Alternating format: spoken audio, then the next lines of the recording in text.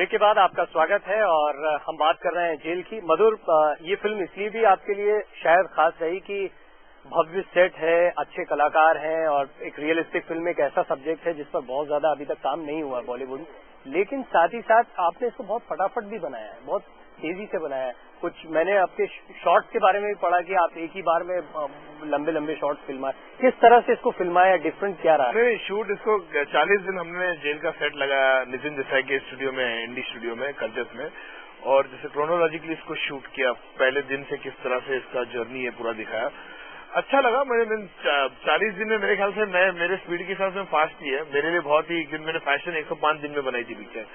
Overall इसका 52 days रहा है, क्योंकि 40 दिन में जेल की बात करूंगा और बाकी कोर्ट सीन है, घर की सीक्वेंस है, मनोज के अलग सीन है जो जेल के बाहर है, वो सब सीन हमको शूट करके 52-53 डेज में बनी है।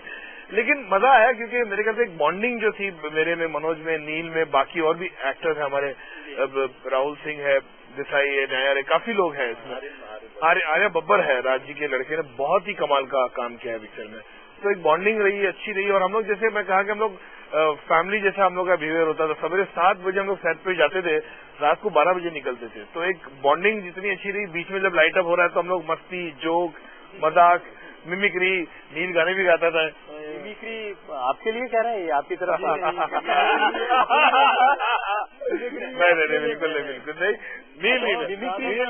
नील जो है वो गाना जो है बहुत कमाल का गाते थे। तो इनके दादू का सब गाना जो हमें सुना। अभी मैं दर्शकों को ये भी बताना चाहूंगा, इंटरव्यू शुरू होने से पहले सबसे पहले नील ने कहा मेरा गला थोड़ा खराब हो रहा है, थोड़ा गले में दिक्कत है। सिंगर की मैं समझ गया था कि बेहतरीन सिंगर भी ये हैं और ये जरूर गाएंगे शो में, तो हम दर्शकों को वो सुनवाएंगे भी। लेकिन नील, अब गाड़ी चलाने में डर लगता है? जी नहीं, क्यों? ड्राइव करने में बिल्कुल नहीं डर लगता, सेफ ड्राइव करते? बिल्कुल। इस फिल्म को करने के बाद जी कितना बदलाव आया है नील? बहुत एक्चुअली आई एम ग्लैड कि आपने मुझसे ये सवाल पूछा है, क्योंकि शायद ये फिल्म करने के बाद मैं जिंदगी की ज्यादा इज्जत करता हूँ और जो हमें एक किस्म की इंडिपेंडेंस मिलती है, मैं शायद उसकी ज्यादा इज्जत करता हूँ। आज हमारे माता पिता हमें बहुत इंडिपेंडेंस देते हैं और आज की पॉपुलेशन जो है, आज की जो युवा है, काफी इंडिपेंडेंट है, मगर कहीं हम इस इंडिपेंडेंट स्टेट को हम अपने इसका कोई नाजायज फायदा न उठाएं। तो और ये तो अगर आप फिल्म देखें आपको मालूम पड़ेगा कि मैं ये क्यों कह रहा हूँ, क्योंकि एक शायद पहली बार ऐसा महसूस हुआ कि अगर आप एक पक्षी को पिंजरे में बंद कर दें तो उसे क्या महसूस होता है। यही, या फिर वहाँ फिल्म में जो टॉर्चर दिखाया गया वो भी डराता है आपको? जी एक्चुअली सब कुछ डराता है कि आपकी पूरी एक अच्छी खासी जिंदगी 4 दीवारों के बीच में बंद हो सकती है। तो और आप जी रहे हैं, ऐसा नहीं है कि आपकी जिंदगी खत्म हो गई है, बस जीते जी आपकी जिंदगी खत्म हो जाए, बहुत डरावनी। मुझे लगता है ऐसे कई चेहरे, ऐसी कई कहानियां गुप्ता साहब ने देखी होंगी उनके करियर के दौरान भी। गुप्ता साहब, फर्स्ट टाइम ऑफेंडर की तो आपने बात कही, लेकिन जेल वैसे कितना बदलता है एक सजायाफ्ता कैदी को? कितना बदल देता है, पॉजिटिव भी या नेगेटिव भी, दोनों चीजें जो नील कह रहे हैं? जैसा मैंने बताया कि ये ट्रॉमा बेसिकली होता है, जो फर्स्ट टाइम ऑफेंडर वो चाहता है जल्दी से जल्दी छूटे, लेकिन जो हैबिचुअल है, जो लगातार जिसका एक क्राइम एक पेशा बन चुका है और जो इसी धंधे में रहता है, या जो ड्रग यूजर है। अब हमारे यहाँ हम देखते हैं कि ड्रग यूजर एक साल में हमने देखा 5000 आए, और 5000 में 84% वो बार बार आते रहते हैं, क्योंकि उनको ड्रग प्रोक्योर करने के लिए बाहर अपराध करने पड़ेंगे, तभी वो ड्रग मिलेगी, उसको नशा है। मधुर, आपने टॉर्चर में कुछ खतरनाक चीजें भी दिखाई। खतरनाक इसलिए कह रहा हूँ कि उसमें कुछ सीन्स आपको काटने भी पड़े बाद में? काटे नहीं, उसको कम किया हमने। देखिए, उसका रीजन मैं बताता हूँ। खास करके फ्रंटल न्यूडिटी की बात हो रही है नील के को लेकर, कि जिस तरह एक कैदी आता है उसको फ्रिस्क किया जाता है, पूरा चेक किया जाता है कि वो ब्लेड या कोई ऐसी वस्तु या कोई ड्रग ऐसा लेके ना आए। तो एक नॉर्मल प्रोसेस है, होता है। तो हमने शूट किया, इसने काम भी किया, उस तरह से बोला कि ठीक है, ही वॉज एब्सोल्युटली रेडी। लेकिन हमने जब जाके मुझे लगा कि शायद सेंसर इस पे कैसी चला दे या प्रॉब्लम में कॉन्ट्रोवर्सी ना हो, तो इसलिए हमने इसको ब्लर किया। मैं इसलिए इसको बताऊंगा क्योंकि मैं चाहता हूँ कि हिंदुस्तान में पिक्चर ये हर तबका देखिए, चाहे वो झुग्गी झोपड़ी में रहता हो, चाहे वो बंगले में रहता हो, चाहे स्काई क्लबर में रहता हो, क्योंकि जेल क्या है उनको पता चलेगा। कि मैं नहीं चाहता हूँ 18 साल के ऊपर देखे पिक्चर, अगर एडल्ट सर्टिफिकेट मिला, मैं अगर सीन रख के मेरे को एडल्ट सर्टिफिकेट मिल जाऊंगा, मिलूंगा। लेकिन जो आज का जनरेशन है, जो पब कल्चर की हम बात करें, ड्रिंक एंड ड्राइविंग की बात करें, जो ये 15-16 साल में लाइसेंस नहीं है, गाड़ी चलाते, एक्सीडेंट कर देते हैं, पब में जाते ड्रग्स हो जाता है, रेड हो जाती है, ये तबका मैं चाहता हूँ जेल देखे बोल के। तो इसलिए मैंने उसको जितना हो सके डायलूट, मॉडरेट किया है। टॉर्चर सीन की बात करो या आप न्यूडिटी की बात करो।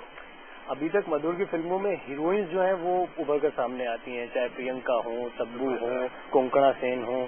अभी बोल्ड सीन आपसे करवा रहे हैं, कितनी एक्सपेक्टेशन है? क्या है, अपनी हीरोइन को मिस कर रहे हैं आने वाला होगा क्या है? अभी अपने बड़ी सवाल, बहुत सा सवाल आपने नील से किया, नील जवाब देंगे, मैं बीच में टोक रहा हूँ। प्लीज। कि आज तक जो है आज तक जो है इन्होंने हीरोइनों को सेंटर में रखकर फिल्में बनाई। आज पहली बार जो है एक पुरुष को जो है रख करके सेंटर में इन्होंने फिल्म बनाई, उससे भी बोल्ड सीन करवाए, और उससे ही बोल्ड। अब इनका अनुभव कैसा रहा, इनसे पूछिए। जाहिर बात है कि इस मौके पे मैं कहना चाहूंगा कि बहुत ज्यादा अटेंशन मुझे मिला। Goodbye. लेकिन आपको लगता है कि ये बोल्ड सीन्स जो होते हैं, चाहे वो मेल करें फीमेल करें, उनको पॉपुलैरिटी मिलती है? देखिए, बोल्ड सीन खास तौर पे जब हम न्यूडिटी जब शब्द इस्तेमाल करें इंडिया में, तो जी हाँ, उसको एक अटेंशन खुद ब खुद मिल जाता है। आपको रोक रहा हूं, माफ कीजिएगा। मनोज, आप करते हैं, आपको ये काम करने को कहा जाता है? नहीं, मैं काम तो कोई भी कर सकता हूँ, अगर मुझे स्क्रिप्ट अच्छी लग रही है, डायरेक्टर अच्छा है, मधुर जैसा डायरेक्टर है, स्क्रिप्ट ये जाहिर सी बात देगा। मतलब इसको एक चैलेंज की? नहीं, चैलेंज नहीं। कितनी बार क्या होता है कि एक डायरेक्टर का काम देख करके, उसकी अपना काम जो उसने किया हुआ है, उसको देखने के बाद आप कुछ भी करने को तैयार होते हैं।